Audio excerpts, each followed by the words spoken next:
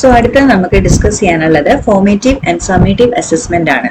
അപ്പൊ നമ്മൾ പല കാര്യങ്ങളും ഇപ്പൊ ഇതുവരെ ചെയ്ത ലെസൺസിലെല്ലാം നമ്മൾ എല്ലാ അസസ്മെന്റും അത് ഫോർമേറ്റീവ് ആണോ സമ്മേറ്റീവ് ആണോ നമ്മൾ നോക്കി. Okay, so അതൊന്ന് കംപ്രൈസ് ചെയ്ത് നമ്മൾ ഇവിടെ പറയുകയാണ് what is formative assessment and what is summative assessment. Along with that we'll be also discussing the characteristics of formative and summative assessment. Okay, so let's see that. അപ്പോൾ formative assessment എന്ന് പറഞ്ഞാൽ എന്താണ്? Formative evaluation is evaluation done during the teaching learning process to assess the ongoing formation of students knowledge and understanding. അപ്പോൾ നമ്മൾ നേരത്തെ പറഞ്ഞതുപോലെ തന്നെ ഈ ഫോർമേറ്റീവ് അസസ്മെന്റ് നടക്കുന്ന എപ്പോഴാണ്? When the teaching learning process is going on. And അവിടെ നമ്മൾ എന്താ ചെയ്യാൻ ശ്രമിക്കുന്നത്? സ്റ്റുഡന്റിന്റെ നോളജ് അല്ലെങ്കിൽ അണ്ടർസ്റ്റാൻഡിങ്ങിനെ മനസ്സിലാക്കാനാണ് ശ്രമിക്കുന്നത്. സോ ഫോർമേറ്റീവ് അസസ്മെന്റ് എപ്പോഴും ഓർക്കുക, എന്താണ്? ടീച്ചിങ് ലേണിംഗ് പ്രോസസ്സിൽ കൂടി ആ പ്രോസസ്സ് നടക്കുമ്പോൾ നടക്കുന്ന അസസ്മെന്റ് ആണ് ഫോർമേറ്റീവ് അസസ്മെന്റ്. അപ്പം എന്തൊക്കെയാണെന്ന് ഡീറ്റെയിൽ ആയിട്ട് നമ്മൾ നോക്കിയാൽ നമ്മൾ എന്തൊക്കെയാ ഫോർമേറ്റീവ് അസസ്മെന്റിൽ നോക്കുന്നുണ്ടാവുക? അത് objectives of teaching A particular topic or A content or A course or A curriculum being achieve. അതായത് നമ്മൾ സെറ്റ് ചെയ്ത ഒബ്ജക്റ്റീവ് നമുക്ക് അച്ചീവ് ചെയ്യാൻ പറ്റുന്നുണ്ടോ? അതേപോലെ തന്നെ നമ്മൾ പറഞ്ഞു ബ്ലൂംസ് ടാക്സോണമി അനുസരിച്ചിട്ട് 3 ലെവൽസ് അല്ലെങ്കിൽ 3 ഏരിയാസ് ഓഫ് ഡെവലപ്മെന്റ് ഉണ്ട് അല്ലെ? എന്തൊക്കെയാണ്? കോഗ്നിറ്റീവ് ഏരിയ ഉണ്ട്, എഫക്റ്റീവ് ഏരിയ ഉണ്ട്, സൈക്കോമോട്ടർ ഏരിയ ഉണ്ട്. അപ്പൊ ആ ഡൊമെയിൻസ് എല്ലാം സ്റ്റുഡന്റിന് പ്രോപ്പർലി ഡെവലപ്ഡ് ആണോ, അതെല്ലാം പ്രോപ്പർലി എന്താ പറയാ ഫോം ആവുന്നുണ്ടോ എന്നുള്ളത് നമ്മൾ ഫോർമേറ്റീവ് അസസ്മെന്റിലൂടെ നോക്കാൻ ശ്രമിക്കും. പിന്നെ എന്താണ്? Whether learners scholastic and non scholastic areas of personality are developing properly. അപ്പൊ സ്കോളറിസ്റ്റിക് എന്ന് പറയുന്നത് എന്താണ്? പഠനവുമായിട്ട് ബന്ധപ്പെട്ട് അല്ലെ? പക്ഷെ അതേപോലെ തന്നെ ഇമ്പോർട്ടന്റ് എന്താണ്? നോൺ സ്കോളറിസ്റ്റിക് ഏരിയസുമാണ്. കാരണം പഠനം മാത്രമല്ല, ആ ഒരു ലേണർ എന്ന് പറയുന്നത് എന്ത് ചെയ്യണം? ഒരു ഹോൾ, അതായത് ഹോളിസ്റ്റിക് ആയിട്ടുള്ള ഒരു ഡെവലപ്മെന്റ് ആണ് നമ്മൾ ഉദ്ദേശിക്കുന്നത് അല്ലെ? കുട്ടികളെ നമ്മൾ സ്കൂളിൽ വിടുമ്പോൾ അങ്ങനെയല്ലേ നോക്കുന്നത്. അപ്പം രണ്ടിന്റെയും ഡെവലപ്മെന്റ് പ്രോപ്പർ ആയിട്ട് നടക്കുന്നുണ്ടോ എന്ന് നമുക്ക് ഫോർമേറ്റീവ് അസസ്മെന്റിലൂടെ ജഡ്ജ് ചെയ്യാം. പിന്നെ എന്താണ്? Learners progress is satisfactory or not. ഇപ്പൊ ലേണറിനെ എന്തുമാത്രം പഠിച്ചു അല്ലെങ്കിൽ എന്തുമാത്രം മനസ്സിലാക്കി എന്നുള്ളത് ഇനഫ് ആണോ അല്ലയോ എന്ന് നമുക്ക് ഫോർമേറ്റീവ് അസസ്മെന്റിലൂടെ തന്നെ മനസ്സിലാക്കാം. പിന്നെ എന്താണ്? Whether the predetermined objectives of any ongoing educational program are being fulfilled. നമ്മൾ നേരത്തെ പറഞ്ഞ ഫസ്റ്റ് പോയിന്റ് തന്നെയാണ്. അതായത് എന്താണ്? ഒബ്ജക്റ്റീവ്സ് എപ്പോഴും നമ്മൾ എന്ത് ചെയ്യും? പ്രീ ഡിറ്റർമൈൻ ചെയ്യും. ക്ലാസ്സിന് മുന്നേ തന്നെ നമ്മൾ സെറ്റ് ചെയ്യും. അപ്പം അത് ഫുൾഫിൽ ചെയ്യപ്പെടുന്നുണ്ടോ ഇല്ലയോ എന്നുള്ളതും നമ്മൾ ഇതിൽ ചെക്ക് ചെയ്യും, ഫോർമേറ്റീവ് അസസ്മെന്റിലൂടെ ചെക്ക് ചെയ്യും. ഓക്കെ, സോ നെക്സ്റ്റ് നമുക്ക് കാണേണ്ടത് some of the characteristics of formative assessment ആണ്. അപ്പൊ ഫോർമേറ്റീവ് അസസ്മെന്റിന്റെ ക്യാരക്ടറിസ്റ്റിക്സ് എന്ന് പറയുമ്പോൾ നമുക്ക് എന്ത് ചെയ്യാം? ബ്രേക്ക് ചെയ്തിട്ട് എഴുതാം. കാരണം നമുക്ക് ആ പ്രോസസ് അറിയാം അല്ലെ? ഫോർമേറ്റീവ് അസസ്മെന്റ് എന്ന് പറയുന്നത് എന്താണ്? നമ്മൾ ഒരു കുട്ടിയെ എപ്പോഴും അസസ് ചെയ്യുന്നത്? ടീച്ചിങ് ലേണിംഗ് പ്രോസസ്സ് നടക്കുമ്പോൾ അസസ് ചെയ്യുന്നതാണ് ഫോർമേറ്റീവ് അസസ്മെന്റ്. എന്തിനാണ് ഇത് ചെയ്യുന്നത്? നമ്മുടെ ലേണിംഗ് പ്രോസസ്സ് ഇംപ്രൂവ് ചെയ്യാൻ. അതേപോലെ ഇതെന്താണ്? ഒരു ഫീഡ്ബാക്ക് സിസ്റ്റം ആണ് അല്ലെ? അപ്പൊ ഫോർമേറ്റീവ് അസസ്മെന്റ് എന്ന് പറയുന്നത് ടീച്ചറിനും നല്ലതാണ്, കുട്ടിക്കും നല്ലതാണ്. അപ്പം ഇത്രയും നമുക്ക് ഫോർമേറ്റീവ് അസസ്മെന്റിനെ കുറിച്ച് അറിയാവുന്ന കാര്യങ്ങളെല്ലാം നമുക്ക് ഇവിടെ എന്ത് ചെയ്യാം? ബ്രേക്ക് ഡൗൺ ചെയ്ത് ഓരോ പോയിന്റ്സ് ആയിട്ട് എഴുതാം. ഓക്കെ, അപ്പൊ ഫോർമേറ്റീവ് അസസ്മെന്റ് എന്ന് പറയുന്നത് തന്നെ എന്താണ്? It's A monitoring type of assessment. നമ്മൾ ഒരാളെ എന്ത് ചെയ്യാണ്? മോണിറ്റർ ചെയ്യാണ്. ഓക്കെ, സോ അതിന്റെ പോയിന്റ്സ് ഒന്ന് വായിച്ചു നോക്കാം. It is an integral and continuous process of teaching and learning. നമ്മൾ പറഞ്ഞു process ongoing teaching learning process നടക്കുമ്പോഴാണ് എന്ത് ചെയ്യുന്നത്? നമ്മൾ ഫോർമേറ്റീവ് അസസ്മെന്റ് ചെയ്യുന്നത്. അപ്പൊ ഇതെന്താണ്? ഒരു കണ്ടിന്യൂസ് പ്രോസസ് ആണ്. പിന്നെ ഇതെന്താണ്? വേറെ എന്തും കൂടിയാണ്? ഇന്റഗ്രൽ പ്രോസസ്സും കൂടിയാണ്. അതായത് ഇത് ടീച്ചിങ് ലേണിംഗ് പ്രോസസ്സിന്റെ ഒരു ഇന്നവിറ്റബിൾ ആയിട്ടുള്ള പാർട്ടാണ് ഈ ഫോർമേറ്റീവ് അസസ്മെന്റ് എന്ന് പറയുന്നത്. പിന്നെ നെക്സ്റ്റ് വൺ എന്താണ്? It occurs when the subject teachers likes to conduct it during the course of the subject. അപ്പം ഇത് എപ്പോഴാണ് സംഭവിക്കുന്നത്? ആരാ ഈ ഫോർമേറ്റീവ് അസസ്മെന്റ് എടുക്കുന്നത്? സബ്ജക്ട് ടീച്ചറാണ്. അപ്പം അതിന് പ്രത്യേക ഒരു സമയമുണ്ടോ? ഇല്ല. ടീച്ചറിന് എപ്പോഴാണോ തോന്നുന്നത് ഒരു അസസ്മെന്റ് വേണമെന്ന് തോന്നുന്ന സമയത്ത് സബ്ജക്ട് ടീച്ചർ കണ്ടക്ട് ചെയ്യുന്ന ഒരു അസസ്മെന്റ് ആണ് എന്ത്? നമ്മുടെ ഫോർമേറ്റീവ് അസസ്മെന്റ്. അപ്പൊ it depends upon whom? The subject teacher. പിന്നെ എന്താണ്? It helps the teaching and learning process for its improvement and modification. ചെയ്യുന്നത് എന്തിനാണ്? ടീച്ചിങ് ലേണിംഗ് പ്രോസസ്സിന്റെ മോഡിഫിക്കേഷൻസിനും ഇംപ്രൂവ്മെന്റിനും വേണ്ടിയിട്ടാണ്.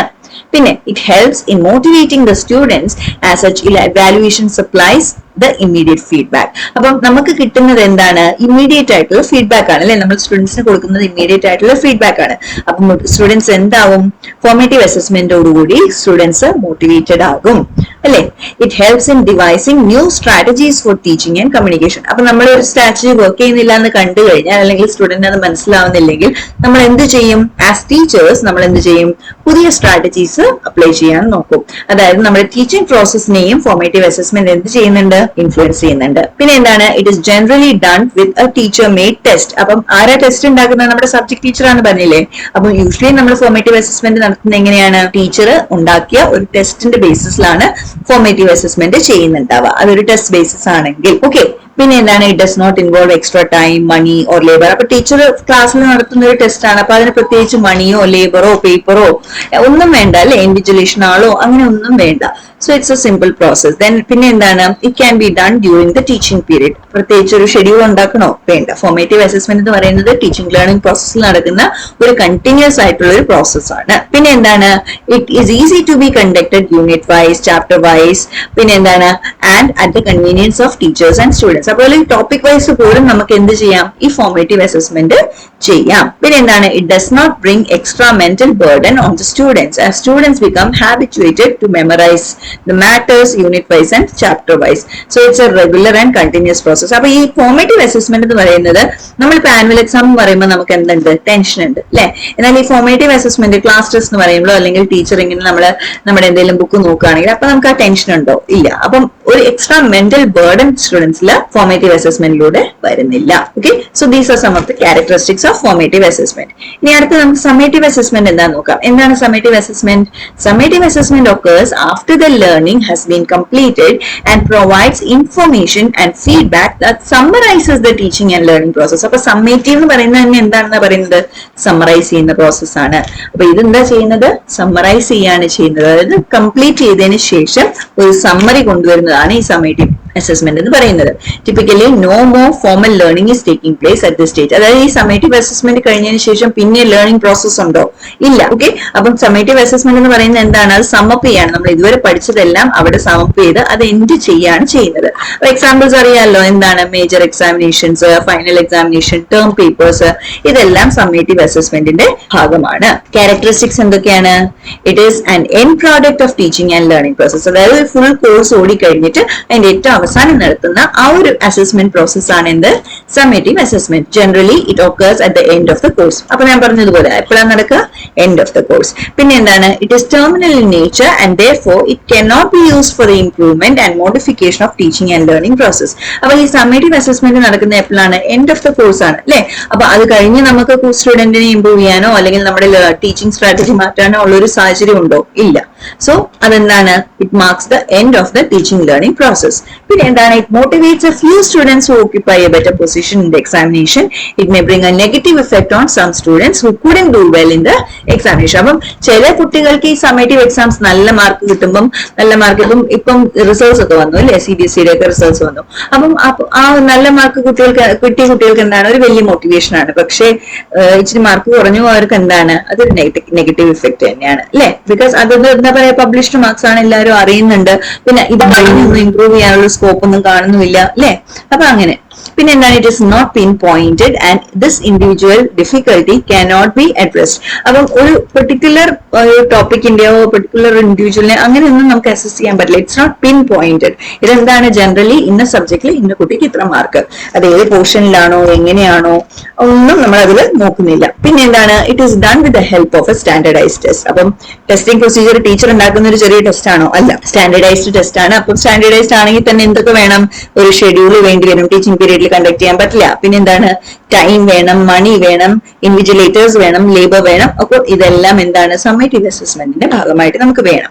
പിന്നെ എന്താണ്? It is not easy to be conducted unit wise or chapter wise. നമുക്ക് യൂണിറ്റ് വൈസോ ചാപ്റ്റർ വൈസോ ഒക്കെ ഓരോന്നോരോന്നായിട്ട് നടത്താൻ പറ്റുമോ? ഇല്ല.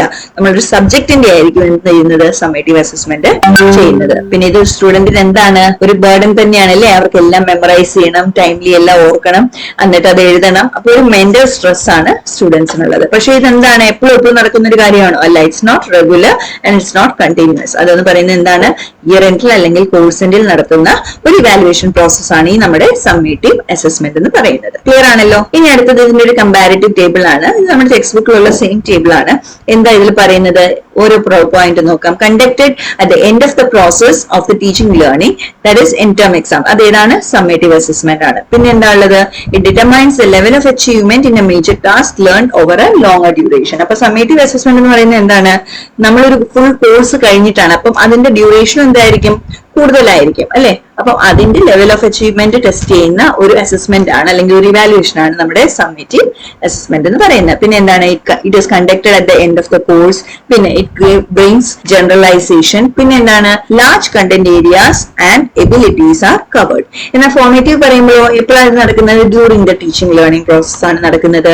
പിന്നെ എന്താണ്, it determines the level of achievement in small task. അതായത് ഒരു വലിയ അച്ചീവ്മെന്റ് അല്ല പറയുന്നത്, ചെറിയ ചെറിയ ടോപ്പിക്കിൽ അല്ലെങ്കിൽ ചെറിയ ചെറിയ കാര്യങ്ങളിലെ അച്ചീവ്മെന്റ്സ് ആണ് പറയുന്നത്. For short duration.